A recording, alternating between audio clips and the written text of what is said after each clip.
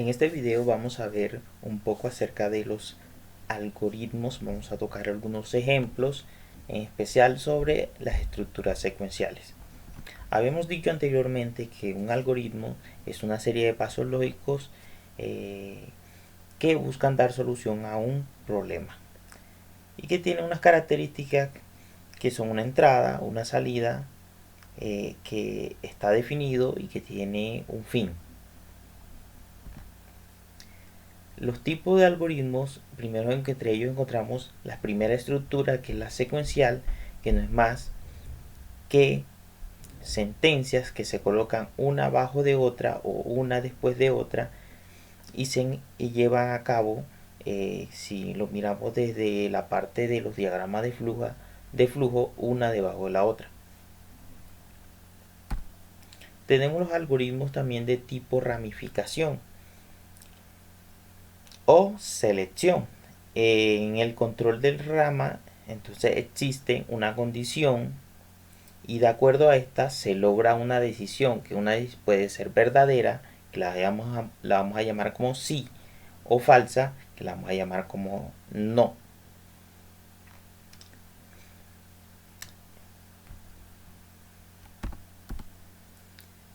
Podemos también tener una estructura selectiva o de ramificación doble, donde en la condición verdadera vamos a tener una acción o, en caso de un algoritmo cuantitativo, una operación, y en la condición falsa también vamos a tener una acción diferente a la primera.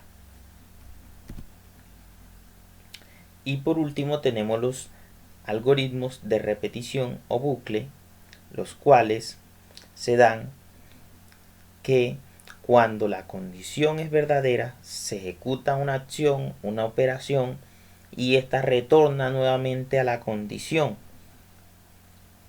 y esto se repite hasta que la condición deja de ser verdadera y se torna falsa, y el algoritmo sale de ese bucle. Entre ellos podemos tener el while o el for.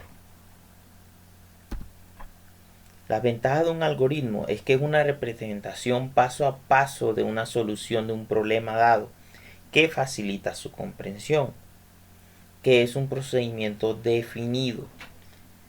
Es decir, que cuantas veces se ejecute con las mismas entradas va a arrojar la misma salida, que no depende de ningún lenguaje de programación, por lo que es más fácil de entender incluso para personas que no poseen conocimientos en esta rama, y que tiene su propia secuencia lógica y que es fácil de depurar. ¿Cómo escribir un algoritmo? Un algoritmo lo podemos estructurar en 4 pasos. Primero es definir las entradas del algoritmo.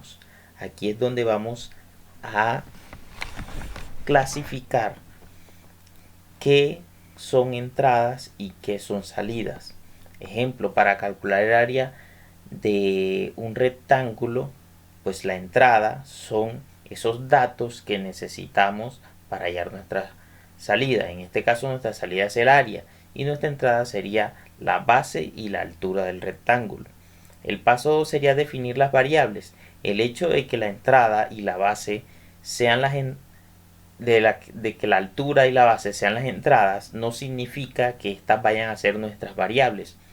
En estos casos es muy usado, es muy común asignar letras, símbolos, abreviaturas a esas entradas, donde yo podría decir que la altura se la puedo representar con la letra A y la base con la letra B, y estas serían mis dos variables de entrada, y el área la puedo representar con la letra o una combinación de letras AR, área, que represente esta variable de salida. El paso 3 resume las operaciones del algoritmo. Aquí se van a ejecutar todas las operaciones de cálculo. En este caso, para encontrar el área del rectángulo debemos multiplicar la base por la altura, y ese resultado habría que almacenarlo en la variable área. En el paso 4, una vez generadas las operaciones, debemos imprimir o mostrar la salida o nuestro resultado que anteriormente se almacenó o se guardó en la variable área. La simbología de un diagrama de flujo. Usamos el óvalo para indicar el inicio y final del diagrama de flujo. El paralelogramo se usa para indicar la entrada y salida de datos. Para indicar la salida de datos también existe otro símbolo que es parecido a un rectángulo, pero con una leve curvatura en su parte inferior. Mientras que el rectángulo es un símbolo que nos indica un proceso o una asignación de un valor en una variable, un valor en memoria, un cambio o una ejecución de una operación aritmética. El rombo lo utilizamos para indicar una decisión o realizar una comparación de variables.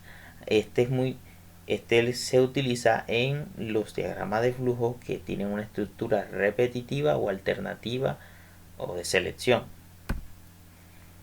Tenemos dos tipos de conectores.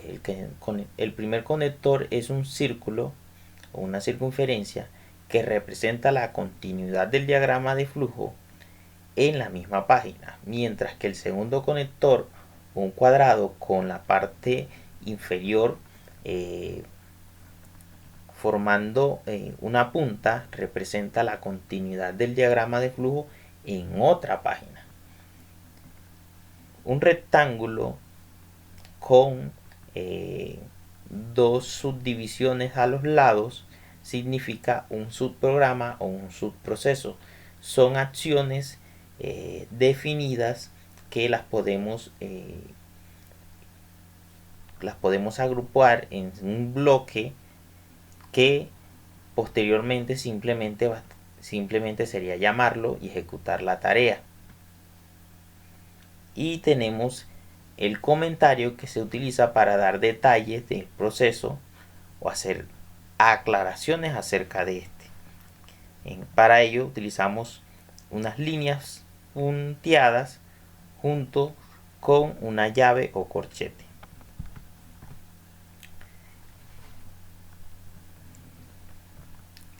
En la simbología del diagrama de flujo utilizamos el símbolo del igual para la asignación o una flecha indicando hacia la variable a la cual le queremos asignar el valor, como lo podemos ver en este ejemplo cuando utilizamos la flecha o utilizamos el igual. Existen dos declaraciones básicas en la asignación de valores. En este caso tenemos una variable de salida C y dos variables de entrada A y B, donde a C le vamos a asignar el valor de la suma de A y B. Y tenemos una segunda declaración muy utilizada en los ciclos repetitivos, donde a R le vamos a asignar la suma de su valor actual más una unidad. Es decir, aquí lo que se trata de hacer es actualizar el valor de R incrementándolo en una unidad. Los operadores matemáticos y relacionales no difieren de la aritmética o de la matemática, dado que existe adición, sustracción, multiplicación, división, potencia y residuo, que se utiliza con el signo porcentaje, que lo que hace es devolvernos el valor del residuo de una división. Entre los operadores relacionales tenemos menor, menor, igual, igual, que hay que aclarar que si utilizamos un solo igual estamos asignando, pero si utilizamos dos iguales estamos haciendo una consulta o una